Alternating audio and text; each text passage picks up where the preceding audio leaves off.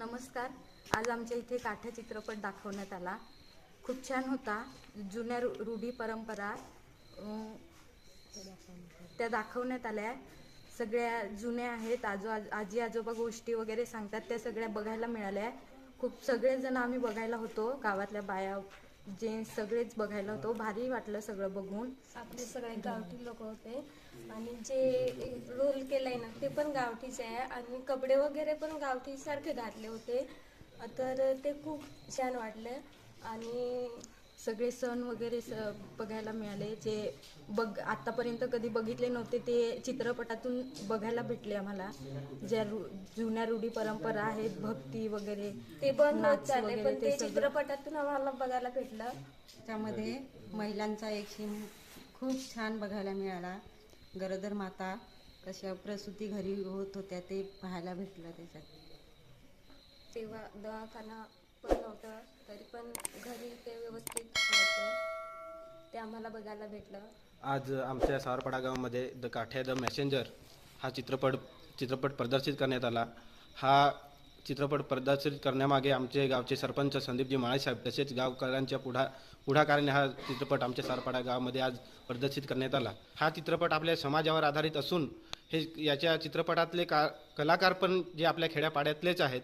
तर मी एक माझ्या आणि गावाच्या वतीने आम्ही हा चित्रपट बघितला असून मी पुढच्या गावांना किंवा ग्रामपंचायतीला सर्व खेड्यापाड्यांना एक विनंती करतो की हा चित्रपट जवळजवळ आपल्या जेवढा आदिवासी भाग आहे, आपला समाज आहे, तर त्या समाजामध्ये प्रत्येक व्यक्तीने हा चित्रपट बघायला पाहिजे. ह्या चित्रपटामध्ये कलाकारांनी एक दाखवून दिलेलं आहे की आपली चालीरीती जे आपले आजोबा पंजोबा होते त्यांनी ज्या चालीरीती परंपरा ठेवलेल्या आहेत आणि ह्या परंपरामुळे आपण आदिवासी आहोत ह्या ओळख आहे. तर ती परंपरा याच्या पुढे पण आपली चालली पाहिजे असे या चित्रपटात दिसून आले. चित्रपटामध्ये सांगायचं झालं तर विकल्या बाबा जे आहेत त्यांचे एक भक्ताचं कॅरेक्टर म्हणून आहे.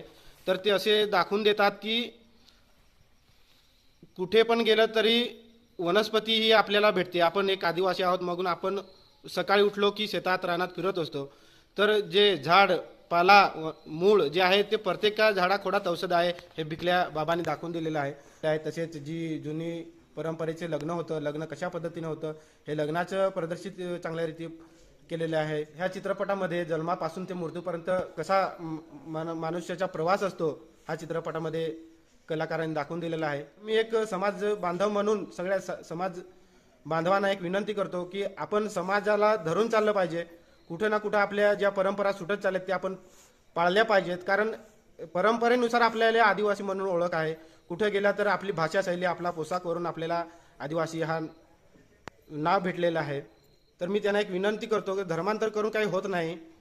धर्मांतर केल्याने सुख समृद्धी लाभत नाही. कारण आपण सुख शोधतोय, स्वतःमध्ये सुख शोधून आपला समाज पुढे न्यायचा आहे. एवढं बोलून मी थांबतो आणि जे आज आमच्या गावात कलाकार आलेत त्यांचे मनपूर्वक आभार व्यक्त करतो आणि त्यांना पुढील वाटचालीसाठी खूप खूप शुभेच्छा देतो.